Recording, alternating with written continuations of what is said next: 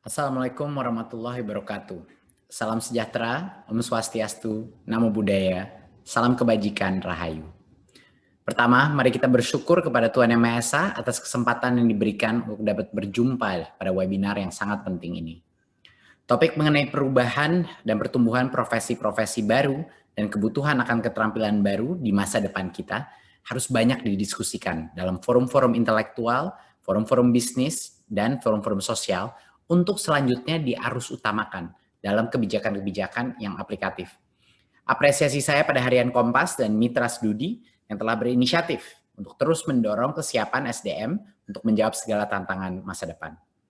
Hadirin yang saya hormati, perkembangan teknologi dan informasi ini memberikan peluang yang signifikan bagi perusahaan untuk meningkatkan produktivitas, efisiensi, dan pertumbuhannya.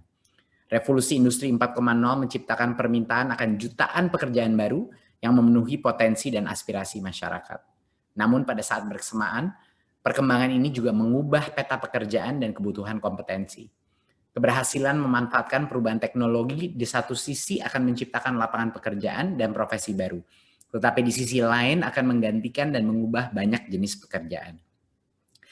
COVID-19 merupakan salah satu krisis terbesar di dunia yang berdampak kepada hampir semua lini sosial sistem kita.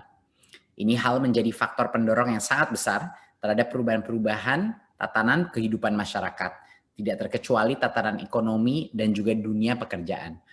Karena pandemi ini banyak orang yang kehilangan pekerjaannya. Namun di sisi lain banyak kebutuhan pekerjaan baru yang tumbuh. Saat ini dua faktor tersebut yaitu perkembangan teknologi dalam bentuk digital, industri digital, otomasi, dan robotisasi, serta resesi global merupakan kombinasi yang sangat dahsyat atau double disruption yang merubah landscape pekerjaan masa depan. Hasil riset terbaru yang dipublikasikan oleh World Economic Forum 2020 menyebutkan bahwa pergeseran dan perubahan yang terjadi antara manusia, mesin, dan algoritma menyebabkan 85 juta pekerjaan di dunia akan hilang dalam waktu 5 tahun. Sementara 97 pekerjaan baru yang lebih adaptif dengan fenomena kekinian diprediksi akan tumbuh. Dan pada tahun 2025 diramalkan 1 dari 2 pekerja yang bertahan akan membutuhkan reskilling, atau orang-orang yang bertahan pada pekerjaannya membutuhkan permutakhiran 40% dari keterampilan mereka agar bisa beradaptasi dengan perubahan pasar tenaga kerja. Jadi inilah pentingnya pembelajaran sepanjang hayat.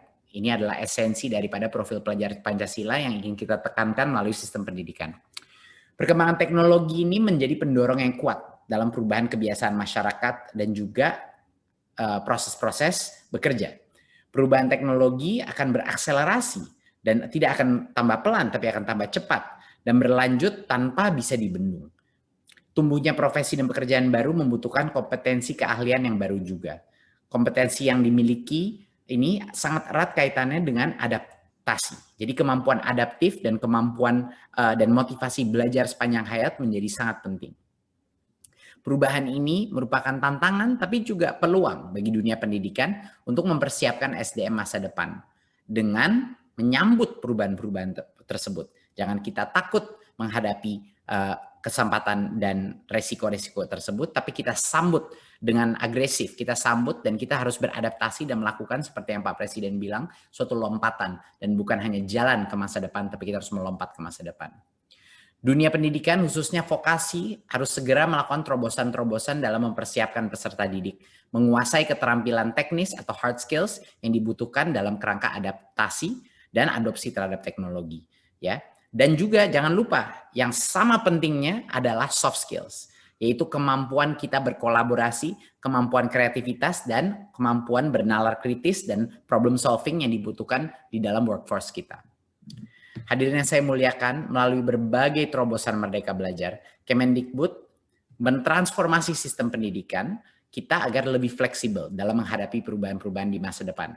Kalau sistem pendidikan kita tidak adaptif, memasuki dunia yang begitu banyak perubahannya, anak-anak kita pun tidak akan adaptif dan bisa saja tenggelam di dalam semua perubahan yang terjadi.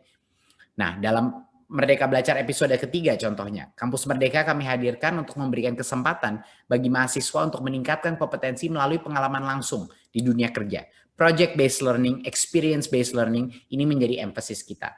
Bahkan mahasiswa bisa mengambil 3 semester di luar prodi dia dan 2 semester dari itu di luar kampus dia.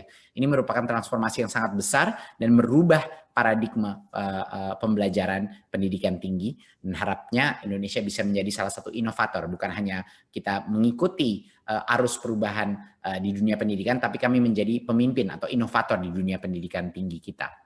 Dengan adanya Merdeka Belajar episode ke-6, di mana kita mentransformasi seluruh sistem insentif untuk perguruan tinggi, kami menyiapkan beberapa skema untuk mengakselerasi transformasi ini. Satu, dengan bentuk matching fund, di mana setiap kontribusi mitra atau industri kepada perguruan tinggi, pemerintah akan mendampinginya atau mematchingnya dengan pendanaan yang sepadan. Kedua, untuk mempercepat inovasi transformasi perguruan tinggi, Kemendikbud menyediakan juga competitive fund sebesar 500 miliar untuk tahun 2020 untuk kompetisi kampus merdeka. Ya, ini adalah untuk mendorong ekosistem, mendorong perkawinan massal antara industri dan juga dengan perguruan tinggi. Ya, jadi kita ingin begitu banyak mahasiswa kita keluar kampus, kita ingin begitu banyak dosen kita keluar kampus, kita ingin praktisi dari industri pergi ke dalam kampus untuk mengajar, dan berbagai macam prodi melakukan pernikahan massal dengan berbagai macam perusahaan-perusahaan yang world class, dan juga organisasi-organisasi sosial yang world class. Jadinya Merdeka Belajar ini kami terapkan bukan hanya pada jenjang SMK sampai dengan tentunya universitas, dan dapat mengakselerasi lahirnya relevansi di dalam dunia pendidikan kita kepada kebutuhan industri. Kami telah membuka kesempatan bagi semua industri untuk menyediakan yang namanya mini university atau 1 semester di luar kampus itu. Jadinya kami mengundang begitu banyak industri, perusahaan, dan juga organisasi-organisasi masyarakat dan sosial untuk menciptakan kurikulum dalam waktu 5-6 bulan, baik dari magang maupun project base yang lebih intensif dengan instruktur, untuk bisa menciptakan berbagai macam unbundling daripada pendidikan kita. Sehingga ke depannya bahkan bukan mahasiswa saja, tapi siapapun yang membutuhkan reskilling bisa masuk ke dalam unit-unit micro credential, unit-unit micro degree ini yang nantinya bisa diakses semua masyarakat Indonesia. Semoga lompatan kemajuan yang kita lakukan hari ini bisa mengantarkan kita kepada cita-cita Indonesia maju. Semoga Tuhan Yang Maha Esa senantiasa memudahkan dan melancarkan segala niat baik kita untuk bersama membangun negeri. Sekian, wassalamualaikum warahmatullahi wabarakatuh. Om Shanti Shanti Shanti Om. Namo Buddhaya.